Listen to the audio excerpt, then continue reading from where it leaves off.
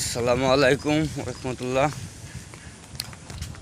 তো আপনারা কেমন আছেন? আশা করি সবাই ভালো আছেন। তো আমি বাড়ির পাশে বের হলাম আজকে, বাড়ির পাশে। তো এই যে এই দিক দিয়ে, তো আসলে মানুষের যখন কিছু কিছু কাজের জন্য মানুষ ঋণগ্রস্ত হয়ে যায়, তখন কিন্তু তার যে তালবাল হারায় আর কি। তো সেরকম একটা পরিস্থিতি আমার হয়েছে, কারণ অনেক দিন যাবতই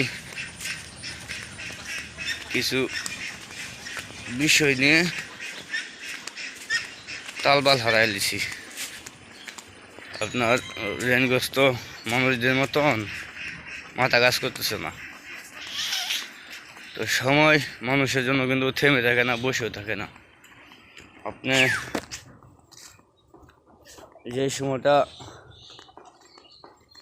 যে সময়টা আপনার ভালো যাবে, সেই সময়টা আপনার মানুষের অভাব পড়বে না।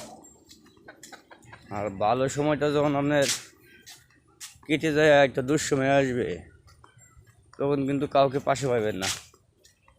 এই হলো দুনিয়ার বাস্তবতা।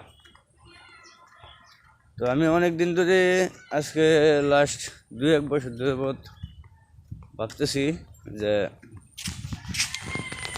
বিদেশে যাব আর কি। এই জিনিসটা ভাবতেছি। আসলে বিদেশ যাওয়াটা তো বললেই হয় না, আর এটা মুখের কথা না। তো আমার একজন বন্ধু আছে, সে সৌদি আরব থাকে। তারে অনেকবারই নক করছি আমি ফেসবুকে। তো সে এটা রিপ্লাই দেয় নাই, বুঝছেন? তো একটা সময় যখন সে দেশে থাকতো, তখন কিন্তু সে সুখে দুঃখে বিপদে আপদে সব সময় তার পাশে থাকতাম।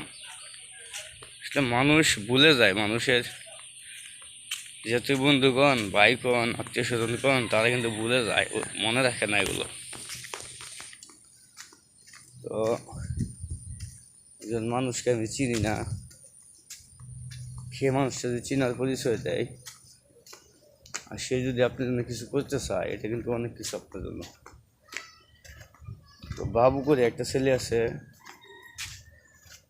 সে বাবু কাতারে থাকে। সে আগে সেলুনে কাজ করতো, তো কাতারেও সেলুনে কাজ করে। সে কিন্তু আমার অনেকবার বলছে বিদেশে আমি ব্যবস্থা করে দিতেছি। তাহলে বাবু যদি আমাকে ফোন দিয়া বিদেশ নিতে পারে, আর আনিস সে গেছে অল্প দিন নিচে, তারেও নক করে মেসেঞ্জারে পাওয়া যায় না। তো আপন লোকের হারায় ফেলাইলে তখন নিজের কিন্তু ফর মনে হয়, বুঝছেন? এটা নিজের সাথে নিজের একটা যুদ্ধ করে বেঁচে থাকা হাতে। যাই হোক, দোয়া করেন।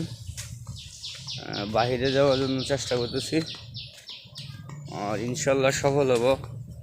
অতি তাড়াতাড়ি যাওয়ার জন্য প্রস্তুতি নিতেছি। তো ভালো থাকবেন সবাই। আল্লাহ হাফেজ।